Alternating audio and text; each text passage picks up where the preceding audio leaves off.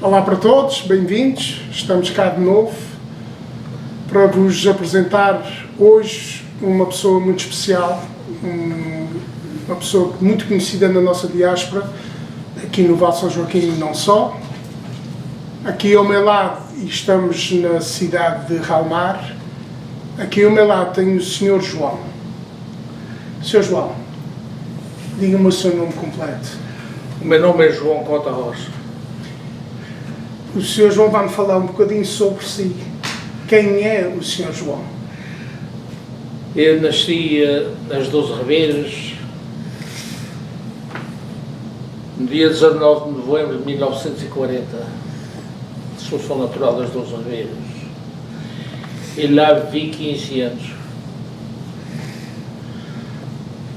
Até emigrar para os Estados Unidos com a minha família, os meus pais, e 3 irmãs e um irmão.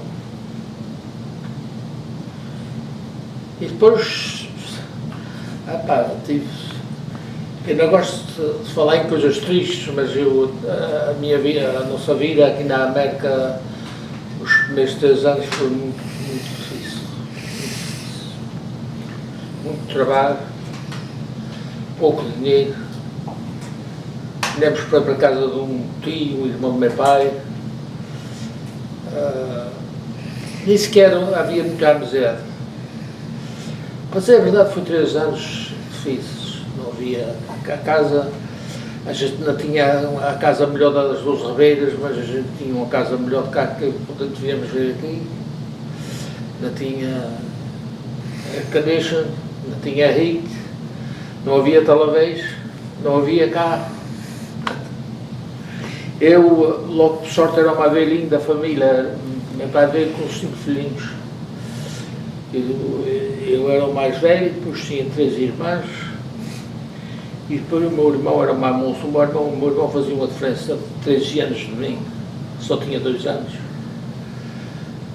Depois os outros todos caíram no lugar certo. Começaram na escola, eles tinham idade boa. E eu, por ser o mais velho, no outro dia, às 2 horas da manhã, meu pai estava-me a chamar e disse: tens que levantar que a gente tem que ir ordenar vacas. Pois eu fazia o que o meu pai me mandava.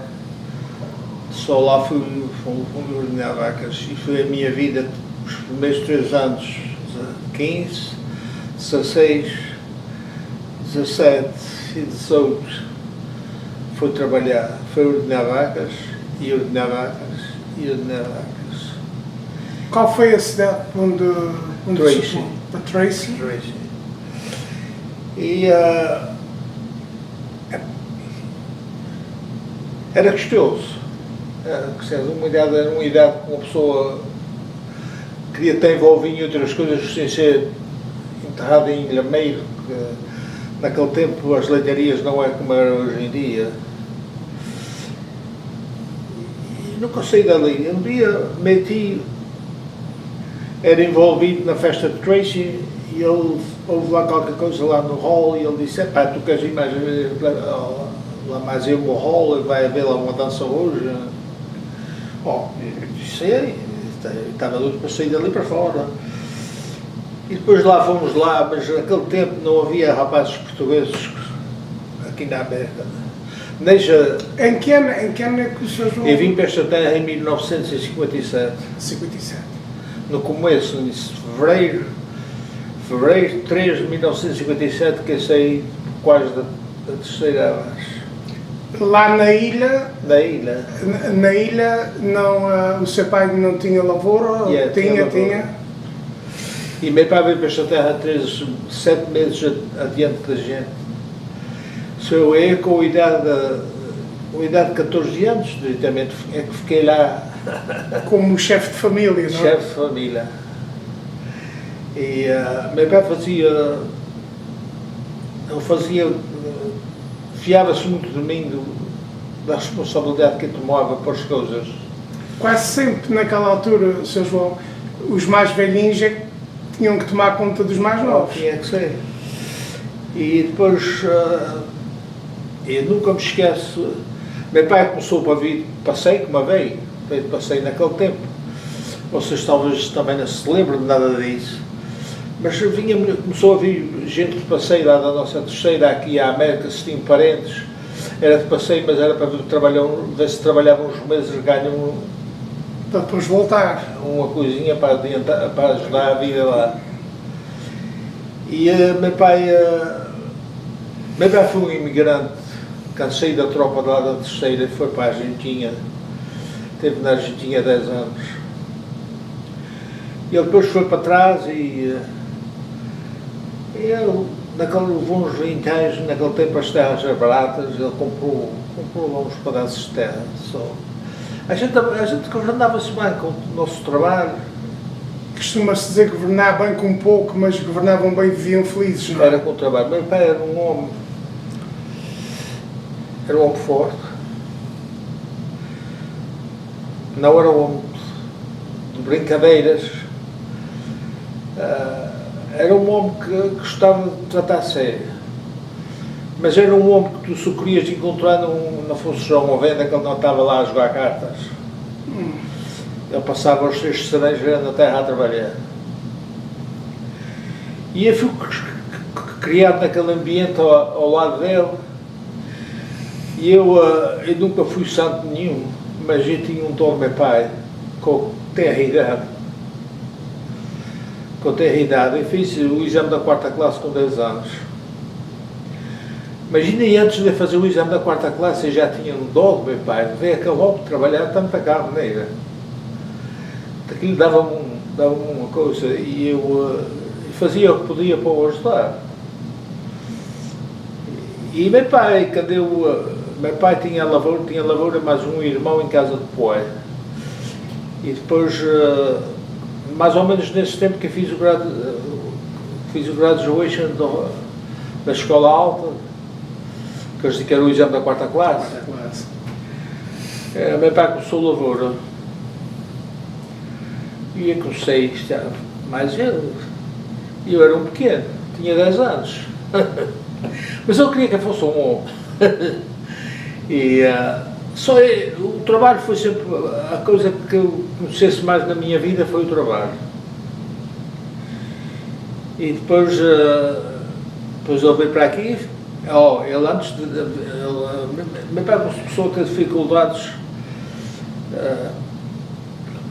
Quando eu estava talvez uns 13, 14 anos. Minha mãe ficou muito doente, uma rapariga nova ainda, com 30 e poucos anos. E meu pai estava a passar dificuldades financeiras.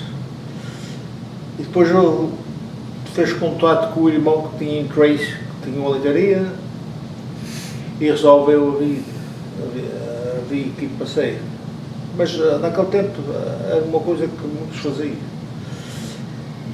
E meu pai chegou um dia à casa e descobri que minha mãe tinha nascido no Brasil. Ora, a gente nas nossas ilhas naquele tempo vivia bem com os olhos fechados. E mesmo o agente que disse a meu pai, disse, tu podes levar a tua família toda para a América. Disse, como é que eu posso levar a família para a América? Naquele tempo ninguém podia vir, não havia carro de irmãos, mas havia irmãos, nem... E depois o agente explicou, ele disse, o brasileiro, se a pessoa nascida no Brasil tem o mesmo direito de um americano a ir para a América. Naquele tempo isso já não tem essa lei, mas naquele tempo era assim.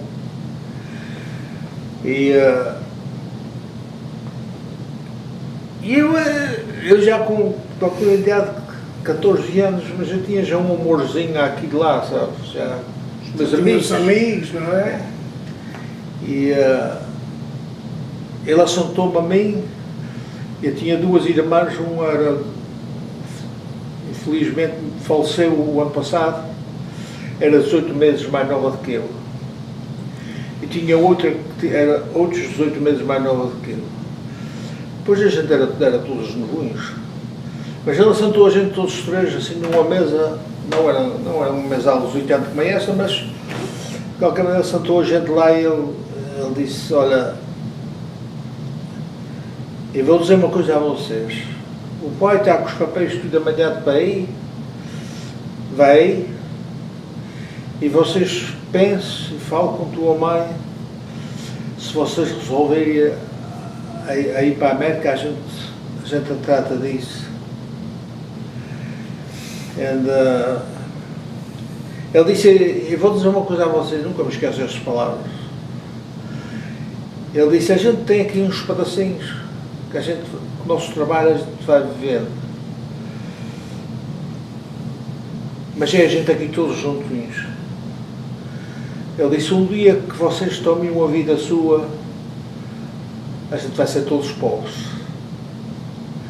É só botar vocês na América é mais riqueza do que eu posso dar aqui A vocês todos.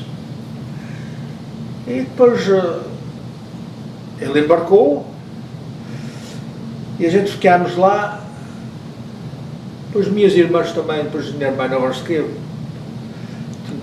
também já as suas amigas e isso tudo. Mas a influência maior aqui foi a minha mãe. Ora, deixo uma mulher com 5 filhos, 30 e poucos anos sem marido. Ela começou a apertar com a gente para vir para a América. E a gente resolvemos a vir para a América. E a gente começou a tratar dos papéis e meu pai já não foi para trás. E vinhamos ao cabo de 7 meses, vinhamos para a América. Deixa-me perguntar uma coisa, Sr. João. Valeu o sacrifício? Ah? Se valeu o sacrifício? Nem já naquele tempo. Não. Naquele tempo não. Mas agora, eu digo agora, valeu? Sim, agora vejo. Agora vejo. A gente já tem mais de 20 membros da minha família. Vieram nascidos aqui? A vida que eles têm, eles nunca podiam ter na nossa ilha terceira. Só ia valer a pena. Para mim, para a minha esposa, também valeu a pena, apesar de muito trabalho. Mas os primeiros 3 anos é uma coisa que eu dou de conselho a qualquer uma pessoa. Se vieres para a América, não vai vocês para cá de parentes, vai vocês trabalhar para outros. Esta coisa de parentes não é uma coisa muito boa. Não é muito aconselhável, não? Não é. A gente saímos de lá de casa de meu tio, os trabalhos eram muito custosos da pastel naquele tempo. Eu e o meu pai, a gente ganhava $350 por mês. Ainda tinha-se dias fora. E eu, com aquela vontade de aprender sempre o inglês, eu ataquei meu tio nesse instante e disse que gostava de ir para a escola. Ele disse, vou falar com a tua tia. Só lá falou com a minha tia. Ele disse, à escola da noite 3 dias por semana. Ora, eu vou-te dizer que era a minha vida dia a dia, com a idade de 16, 17, 18 anos. Voltava mais 2 horas da manhã, a meu pai. Ordenar as vaquinhas. E não havia planos. E as coisas eram uma cozinha de frente. Então acabava aí à roda das 6, 7, ia à casa comer uma cozinha. Às vezes minha mãe tinha... Pobre minha mãe estava amanhã ao almoçar a gente e meu tio já estava a besunhar com o troque da banda fora de casa, que era para ir mais ele para o haste, que eu tinha um guarda que tinha o guarda seco. E depois, se não era para aí, a gente ia trabalhar para fora até à roda do meio-dia, trabalhar para fora nas terras, mas trabalhava nas nossas ilhas. Ao meio-dia vinha-se a casa, descansava-se umas 2 horas, e às 2 horas ia-se para o bando ordenar vacas outra vez. E os 3 dias que eu ia para a escola da noite, a escola da noite era das 7 horas até às 10. Só, às vezes, já deixava meu pai para acabar, para amanhã ir para a escola da noite. E depois vinha para casa às 10 horas e às 2 horas tinha que estar fora da cama. Isto era uma vida... Era uma vida dura. Era... A gente vai se adiantar um bocadinho e vamos perguntar-lhe como é que conhece aqui a sua esposa? A minha esposa eu conhecia no Pleasanton. Sabes onde é o Pleasanton? Sim, sim. Eu não tinha assim entusiasmo nenhum, eu tinha entusiasmo para raparigas, mas não tinha assim um entusiasmo, eu era, também era novo, para me casar e Não pensava em casar? não passava em casar. Ok, pronto. E meu sogro foi trabalhar para a leitaria que meu pai trabalhava, que era onde eu trabalhei. Já nesse tempo já não estava a ordenar vacas. E saí das vacas e fui trabalhar para o lado onde a família do Gilberto trabalhava, num cabinha de chapa. Uhum. A família trabalhava tudo, era em cabinha de fazer esses móveis, sabes? Uhum. E o Gilberto é que foi responsável pelo agarrar aquele trabalho.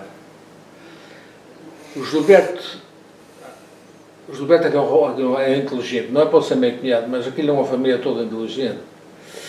E ele chegou aqui e no outro dia o pai meteu na escola. Eu às vezes rio ouvia histórias de São Manuel Vieira, um homem que eu respeito muito, que é um homem, para mim tem sido um homem bom para a comunidade, está sendo ainda, a prova está à vista, o edifício que estão ali a fazer. Mas ele foi para o Brasil, chegou ao Brasil e meteu na escola. Então, disse, não, tu primeiro tens que aprender, tens que estudar. Ao cabo de 3 anos veio para a América, chegou aqui, foi e fez a mesma coisa. Disse, não, tu tens que ir para o colégio, rapaz, tens que aprender. E esse tio ainda depois deixou a fortuna que ele tem. Não é a fortuna que ele tem, mas foi o começo da vida de São Manuel Vieira. Eu cheguei aqui num dia, no outro dia fui para o Bando de Vacas. Só a minha vida foi Foi ao contrário. E o Gilberto, o pai meteu na escola. E ele foi para o high school. E ele meteu-se em coisas para adiantar a escola, para estar só um ano na escola e fazer o graduation do high school. Uhum. E fez, e foi para o colégio. E no colégio só teve 2 anos para fazer o graduation do colégio. Mas eu quero que o tio João me diga, o Sr. João, é como é que a sua esposa aparece? Olha, eu estou quase a chegar lá. Já, pronto, vamos então a isso. Eu estava já a trabalhar no cabinete de chapa. E num sábado, estava a ver televisão, a ver esportes, era o que eu gostava de ver. E meu sogro chegou lá com uns familiares daqui de Val, com uns pequenos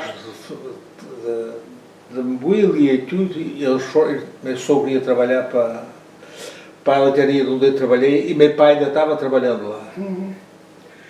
E eu estava sentado na sofá e meu pai ia trabalhar, e eu disse, pá, chegou aí uma família, meu pai conhecia-os lá das ilhas, chegou aí uma família, eles têm ali uns pequenos com coisas para se carregar, tu a melhor coisa ias ajudar. Não gostei nada, mas fazia o que meu pai mandava. Pois é. Só fomos lá como se carregar as coisas. Eu não sei quantas vezes é que eu passei por ela, para trás, por uma banda e para a outra, mas eu, para dizer a verdade, nunca soube se ela era bonita, se era feia, porque eu não estava disposto, eu não estava a ver televisão ainda. Mas depois, uma coisa atrás da outra, eu trabalhava no cabinete de chapa e um dia cortei este ponta deste dedo fora. E depois eu tinha lá umas moças que pareciam que elas gostavam de mim, mas esta coisa de gostar, há muita maneira de gostar. E eu fui para o hospital, pareceu-me que eles iam amanhã isto e eu ia para casa, mas eles aconselharam que era melhor ficar lá, que eu ia ter de passar mal a noite. E eu estava lá e ela entrou por lá dentro mais uma mulher que era a cozinheira lá na tal leitaria, onde o pai trabalhava e meu pai trabalhava. E esta a minha mulher, já fugi. A minha mulher entrou para lá dentro mais ela. E eu estava com dores. E eu estive lá há pouco tempo. Depois foi-se embora e disse assim, epá, a rapariga que interessa é que teve de vir aqui.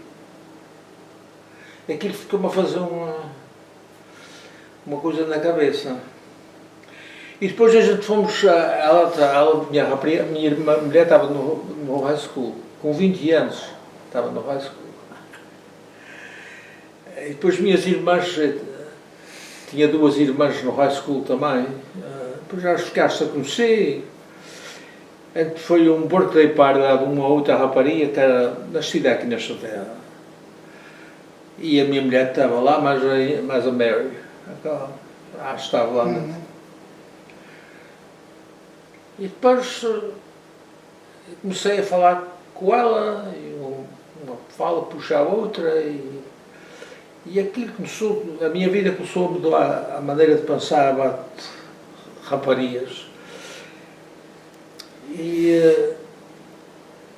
disse, eu gostava de falar contigo, mas isto não é nas ilhas, vai estar na janela e eu a falar, ia no caminho. E ela disse, olha, tu se quiseres vir falar comigo a minha casa, eu gostava muito, mas tens que ir falar com o meu pai. Meu sogro era um homem calado também, mas ele comigo ele gostava de falava de raparigas e assim. E ele trabalhava sozinho, ele ordenhava as vacas frescas. Disse, comecei a pensar, disse, eu agora não vou falar com a Colombo e falar com a rapariga. Tem tantas raparigas aí que eu posso falar com elas, ainda preciso de ver o pai nem a mãe. Mas aí já havia ali uma coisa especial.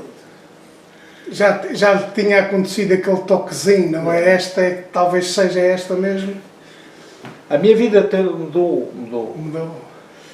E eu fui lá, cheguei lá, porque já sabem, eu então não estava-me a gabar, mas eu era postadinho. Eu entrei lá para dentro e o homem começou a falar comigo. E quase tenho certeza que ele não tinha ideia nenhuma o que é que eu estava a fazer lá. E chegou-se, depois de uma breve conversa, e disse assim, ó tio José, eu estou aqui porque eu gostava de ir ver a sua filha. E ela diz-me que eu tenho que ter licença do senhor. E ele disse, olha, o homem ficou com uma... quem tinha dado uma chapada. Ele disse, eu gosto muito de ti, pá. Mas se tu vais com a ideia de fazer pouco na minha filha, a minha coisa não vais lá. Ele disse, eu vou desejar, a minha filha não vai sair contigo sozinha. Ela tem irmãos, tem irmãs. Se tu gostas dela bastante e ela gosta de ti, se vocês forem a alguma banda, tem que ter alguém sempre a acompanhar vocês. Eu disse, olha, ele disse, também nunca tive muitas papas na língua, ele disse assim, olha, isso para mim é um gosto também, porque se isso é assim, é porque ela também não andou com outros só. E eu fui lá naquele dia, fui lá falar com a minha mulher, não tive muito tempo, também não fui embaixador. Estive lá um instante, depois vim-me embora. E por aí comecei a ir lá aos domingos falar com ela, até que eu falei em namoro. E depois vem o casamento. Depois foi um casamento e eu também nunca fui gostar de coisas cá, mas levava nas ilhas 20 anos para casar. Não, eu conhecia no fim do ano, isto foi no fim do ano que eu conhecia, não me lembro agora bem a data. Mas quando foi para a Páscoa, para o Easter, como diz aqui que é o Easter, A Páscoa. eu dei-lhe um anel. De pedido. Um anel de promessa. Promessa. E depois daqui, depois ela tinha que resolver o casamento. Quantos anos tem de casados? Hã? Quantos anos tem de casados? Vai fazer 62 para setembro. Quantos filhos? 3. Rapazes, raparigas? 2 rapazes e uma E rapariga. uma rapariga. E netinhos? Os netinhos, a gente tem... Temos 8 netos e 5 bisnetos. E 5 bisnetos. É uma alegria quando essa gente se junta toda, não é? Isso é o que hoje diz. Mesmo a minha filha vem aqui todos os dias, ela diz isso. O pai já disse good genes. Eu disse, não, eu olho para isto de outra maneira. Eu olho para isto que é tempo de eu mudar de algo a esta gente nova, porque isto... E depois, Duarte, nos últimos 3, 4 anos, eu estou bem convencido que estou-me a mudar nesse caminho. A gente não quer isto. E eu agora tenho que falar agora aqui com o Sr. João, porque já contou uma parte muito bonita da sua vida, mas agora tem a outra parte, que eu também quero saber. A parte da festa. Quando é que é o envolvimento na festa de Torloque? Quando é que isto começa ali naquela festa? A festa de Torloque, parece que disse isso outro dia, eu nunca me parecia que ia ser parte da minha vida, mas passou a ser parte da minha vida. Em 1975, um homem de São Jorge, tinha uma leitariazinha também perto da minha. Eu comecei a leitaria e vim aqui para o Vale em 1970. No 1º de dezembro de 1970. Comecei a minha leitaria. E ele via lá perto, ele apareceu-me lá um dia, e ele ia ser vice-presidente. Isto era em 75, ele ia ser vice-presidente em 76. Ele disse, pá, eu queria meter de diretor na festa de Torloque. Eu disse, não, ele disse, a festa de Torloque precisa de gente nova. Precisa de gente nova. E ele foi e convenceu-me a vir. Vou entrar para diretor. Se eu entrei para diretor na festa de Torloque em 1975. Eu quando cheguei àquela sala das reuniões, eu achei-me alcançado. Porque era tudo gente, não vou dizer gente velha, era gente idosa. Mas era só o que tinha, não tinha gente nova. Diretamente gente nova, tinha lá 2 homens que tu os Volto conheces, já não estão cá com a gente. O Artur Silva era bem novo. Eu era bem novo. E o Manuel Lima. Eram as 2 criaturas mais novas lá, o resto era tudo homens já deles. Tinha lá homens assentados naquela sala que foi dos começar a fazer aquela festa em Torloque. A festa em Torloque começou em 1912. E eu, com os homens, tinha uma presunção que ia ser, que aquilo era da Cá Madeira e da Cá Madeira aqui ia continuar. E eu também, por respeito que meu pai me ensinou até aos mais velhos, nunca tive grandes problemas como disse, mas tinha coisas que eu não gostava. Não gostava da maneira que era, mas... Depois, a festa de Torloque em 1977 passou uma crise financeira. Não houve presidente. Aquele que me meteu em diretor nunca agarrou ninguém para vice-presidente, porque aquilo a tradução ainda hoje em dia é assim. vice-presidente e depois no outro ano é presidente. E ele deixou a festa Trelawk sem ninguém, em 77. E a festa estava, financeiramente não estava boa. Só em 1978, um homem que já tinha sido presidente, veio para dentro e entrou de presidente e meteu um para vice-presidente que nunca tinha sido presidente. E eu depois fui presidente em 1980. Tinha 39 anos de idade. Fui presidente na festa Trelawk. E depois uma coisa vai atrás da outra e eu não sei lá porque eu fui diretor numa cremaria de 19 anos. E aquela direção era composta por 18 homens. Eu assentei-me ao pé de alguns, como eu também, sem escola, mas assentei-me também ao pé de alguns que tinham escola e tinham dinheiro.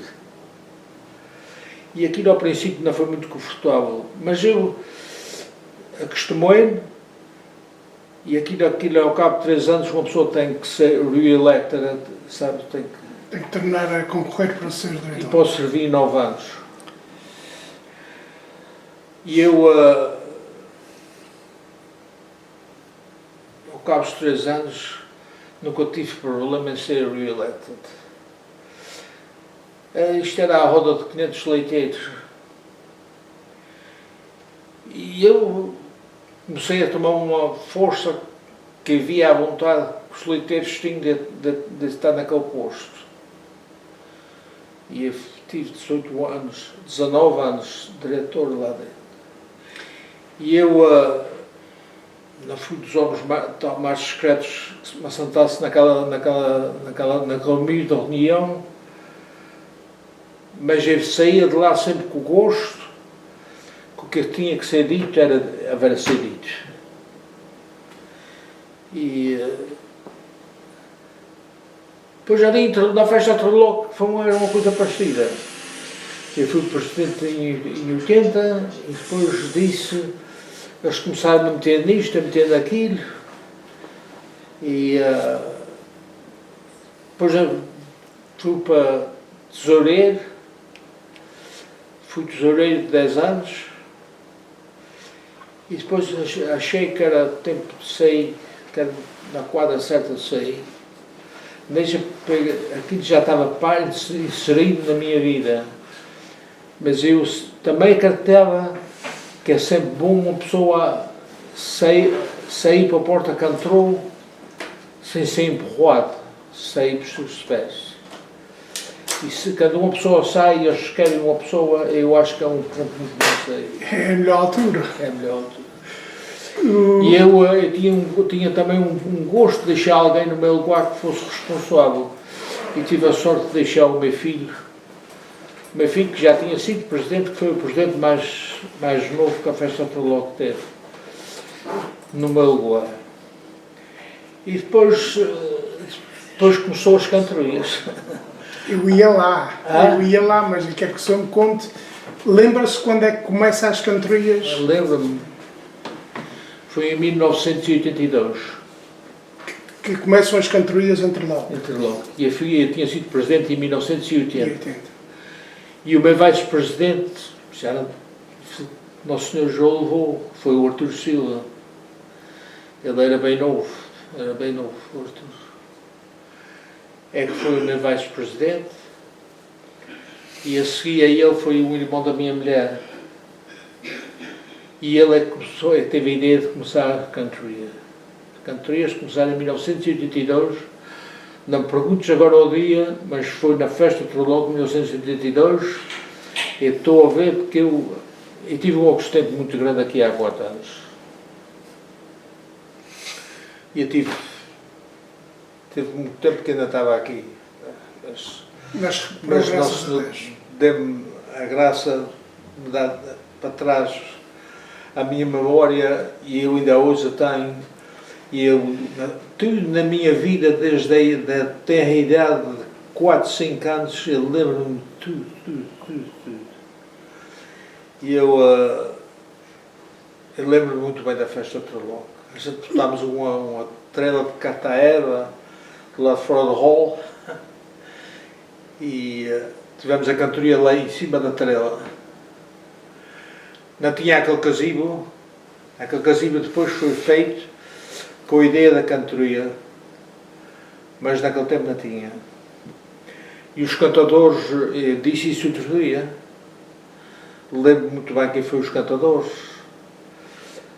Foi o Sr. Manuel dos Santos e o Alberto Souza da Artisa, e de Helmar foi o Adelino Toledo e o Vitel Marcelino.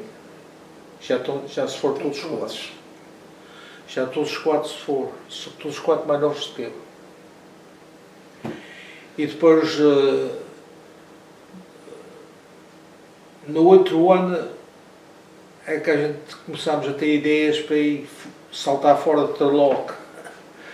E foi quando começou, começámos a ir buscar o José Plácia, o Eliseu à Terceira, o João Ângelo, depois ao Canadá o Vasco Aguiar, o José Fernandes. Fomos, a gente teve cantorias boas em Trelonco, eu não sei se vocês se lembram, não.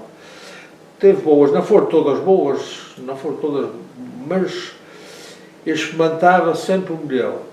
E eu peguei naquele cargo, porque eu estava a ver a cantoria em Trelonco e ia-se embora. E eu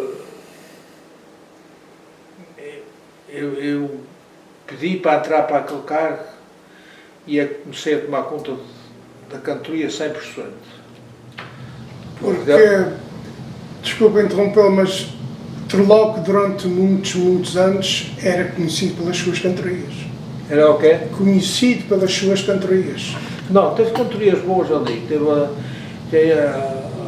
o Daniel Arruda, que ninguém fala na Calombe. A Calombe teve grandes cantorias em Trelonco. Grande. Também já não está cá. Também já não está. Mas houve sempre cantorias. Houve cantorias sempre todos os anos. E teve anos ali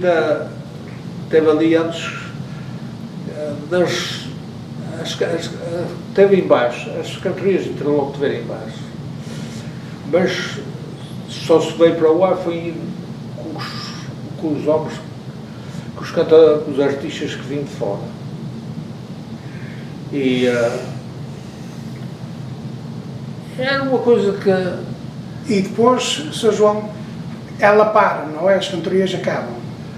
Foi quando foi no ano de 2020 que houve a vírus, não foi? O vírus do Covid. Tinha tudo contratado já, os cantadores para vir e tudo. E depois não houve festa. Não houve festa. O rapaz que era presidente, ainda hoje, admiro o rapaz, foi muito bom ter ali, o Sr. João. A gente gostava que chamasse para essas horas a gente toda e dizer que se eles esperavam para o ano se houver festas. Eu disse sim, eu fiz isso tanto e todos concordaram com isso. Mas o que aconteceu é que já no outro ano não houve cantoria ainda. E este rapazinho desistiu de querer ser presidente. Ele disse que o que estava em linha atrás dele, Que ia tomar conta. que ia tomar conta. E aquilo foi dito outro dia ali pelo Tony Martins. Aquilo foi uma coisa que me pesou, foi ele a ser sincero comigo. Que a gente entende-se a falar. E as coisas nem sempre. Isto não é um mar de rosas, este mundo. Não. E tem que se dizer coisas às vezes que são gostosas de dizer. Mas com coisas, com mentiras, nunca trabalhou comigo, nem nunca vai trabalhar até o dia da morte. Portanto, a cantoria esteve parada durante 7 anos sem cantoria. Este ano, quando o Sr. João ouviu que havia cantoria em Interlock, qual foi o seu sentimento? Aquele é que me disse. Ele disse, ainda estou a certeza, mas eu vou experimentar tudo o que eu puder para haver cantoria este ano. Então, a que o senhor que está ali disse isto. Eu disse, good luck, because eu diretamente quando a cantoria parou o Interlock, só tinha ali já talvez 3 homens que é que se interessavam em cantoria. Era eu, Tony Mendes e o Telmo Rocha. Ora, o Telmo Rocha já não sai de casa. E era de raro. Mas eu vi aquele no ano 2012 fazia 100 anos da festa de Interlock e vi aquele salão cheio de gente. E aquilo é um gosto que só há explicação se uma pessoa vê o que vi outro dia em Interlock. Uma pessoa que está à frente das coisas e vê o sucesso e as pessoas no talento, foi um ano bom. E tivemos grandes cantorias em Interlock. Mas eu inquietei-me já nos últimos anos para voltar à cantoria. Porque tinha ali 2 ou 3 moços que entraram para dentro, que as ideias deles eram outras, o que é normal. Mas cada eles acaba com uma coisa, como disse o Tony Martins, disse ali, que o Tony Martins disse muito bem. O Tony Martins falou, e já lhe dei os parabéns pelo bem. Dizer que não se pode ter coisas para entreter velhos, aqui não é uma coisa que pisa para quem trabalhou com quantidade de anos que eu andei a trabalhar ali, mais alguns.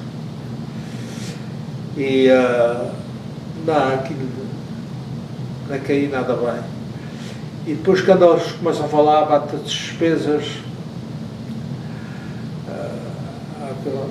pode ser. Eles pagaram no ano, não houve cantoria, o primeiro ano que houve festa, eles pagaram $3.000 ao Jorge Ferreira para vir ali cantar por 2 horas. Nunca se gastou na cantoria, e a cantoria era 2 dias, era do sábado e do domingo.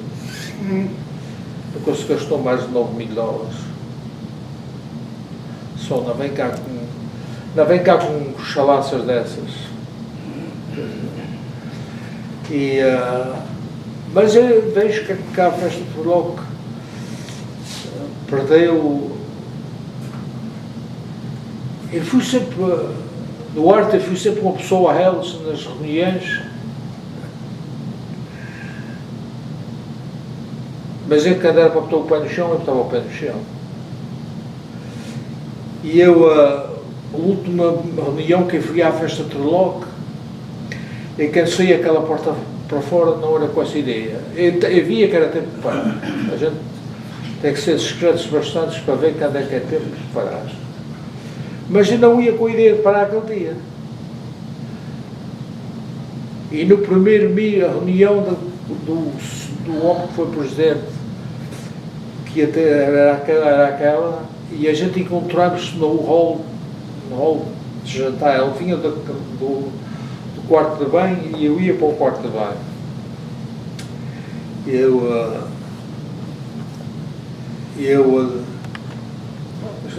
Falámos e ele disse que ia apresentar que tinha na ideia para o ano, para fazer durante o seu ano.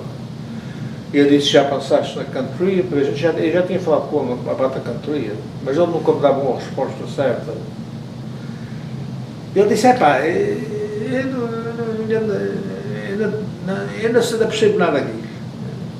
Uma coisa. E eu disse, olha, tu já disseste que vais falar o que vais apresentar para o ano, nem gostava de... Mas eu depois, quando cheguei ao quarto das reuniões, eu não fiquei nada satisfeito com o que eu vi lá dentro. Não vou nomear aqui de nomes de ninguém, mas o pessoal que eu vi lá dentro não me caí bem, porque aquilo há leis ali, e eu sei as leis, tanto bem como a qualquer um. Tinha homens que não pertenciam ali. Okay? Não pertenciam ali dentro. E depois esses homens é que estavam sempre para levantar a mão, I motion for this, I motion for that. Mas eu estava manso tal dia, estava sentado mesmo ao perto da porta e não disse nada, e o Presidente falou nas coisas que tinha sonhado para ter, mas nunca se falou na cantoria. E eu disse, olha, eu levantei-me, eu disse, vocês deixem estar todos sentados, porque eu agora chegou a minha vez de falar. Eu disse, ainda vou amassar vocês muitos, porque eu estive aqui e ouvi vocês talvez por 1 hora ou mais, e vocês não me vão prestar de ouvir 1 hora. O que eu tenho para dizer vai ser muito menos do que isso. Eu não conheço a maioria de vocês, nem preciso se conhecer. Eu disse, eu só quero dizer antes de sair aquela porta para fora, não tem nenhum de vocês aqui dentro nesta coisa, aqui nessa sala hoje, que vai fazer para esta festa o que o João Rocha já fez.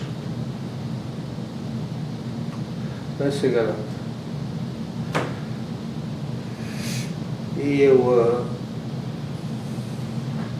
disse, eu agora vou sair para aquela porta e não entro aqui mais em reuniões nenhumas.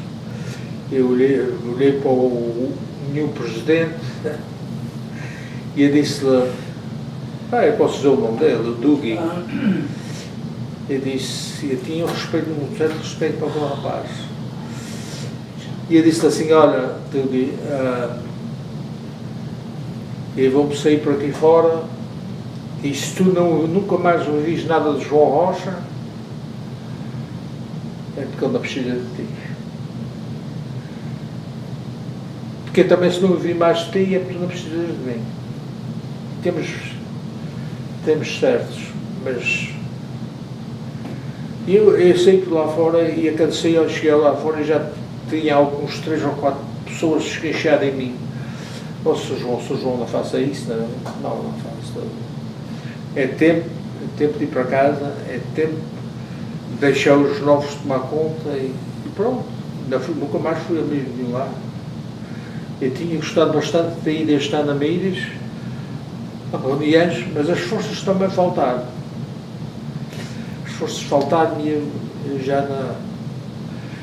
Uma pessoa para estar metido numa coisa há de haver alguma razão para isso.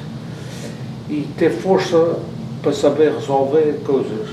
E se uma pessoa não tem isso, acabou-se.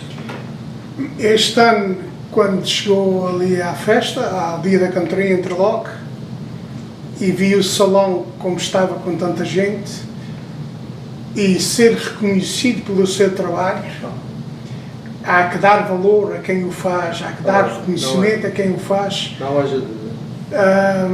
Foi uma satisfação também, porque eu digo sempre que a gente deve reconhecer e homenagear as pessoas é quando elas estão vivas. Isso quando é reconhecimentos depois das pessoas partirem, para mim já não tem valor. Porque a pessoa não está cá, não vai fazer parte. Foi merecedor. Foi um dia especial, não é, Duarte? Foi um dia especial para mim. A primeira coisa, para a ideia dos que estavam à frente da festa e dos Volta, trazer a cantoria para trás. Foi uma coisa especial ver a minha família lá. Estava quase tudo lá. Porque eles não percebem nada de cantoria, não percebem nada daquilo. Estava ali, que eles têm amor ao Pai. Não, foi um dia grande. É um dia que eu nunca mais me esqueço. Nunca mais me esqueço. Ainda outro dia, o dia do thank you dinner, na food, podia ir mesmo, as forças já não querem. E a filhinha daquele senhor que está ali apareceu. Jéssica. A Jéssica. A Jéssica apareceu aqui com um bag com comida para a gente. Isto é uma coisa especial. É uma coisa. É uma coisa que fica marcado. É bom ser reconhecido. Não é dúvida. Não é pela necessidade, mas pelo carinho e pela amizade que as pessoas têm pelo seu trabalho e por tudo o que fez por ali. Foi um dia especial e eu estava, João, eu estava com a ideia de parar aí. E esse tanto, vocês devem à minha mulher e aos meus filhos, especial ao Leroy, que eles é que puxaram para eu ir. Mas eu sabia alguma coisa que eu não sabia. Eu não sabia que ela que me ia dar um presente, não sabia nada daquelas coisas. Só foi um dia que nunca mais esqueço.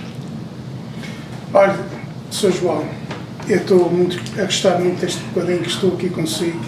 É uma honra e um prazer conhecê-lo pessoalmente. Mas o senhor sabe essas coisas como é que são. A gente também tem um tempo para fazer esses trabalhos. O Sr. João tem mais alguma coisa a acrescentar, mais algum agradecimento, faça favor. Não, ainda tenho o que eu tenho a dizer.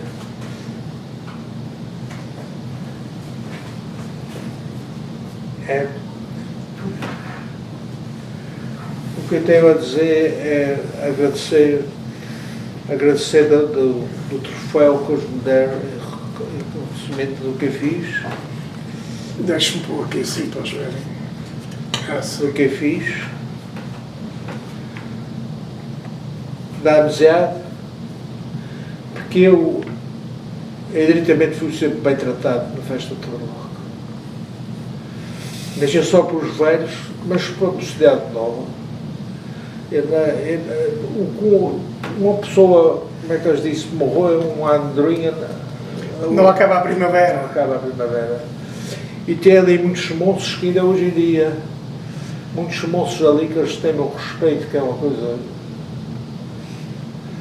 Só desejo que a festa de Torloque continue, porque a festa de Torloque vai morrer comigo.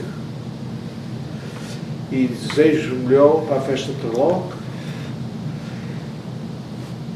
Eu chegou-se a um ponto que ainda posso, as minhas forças,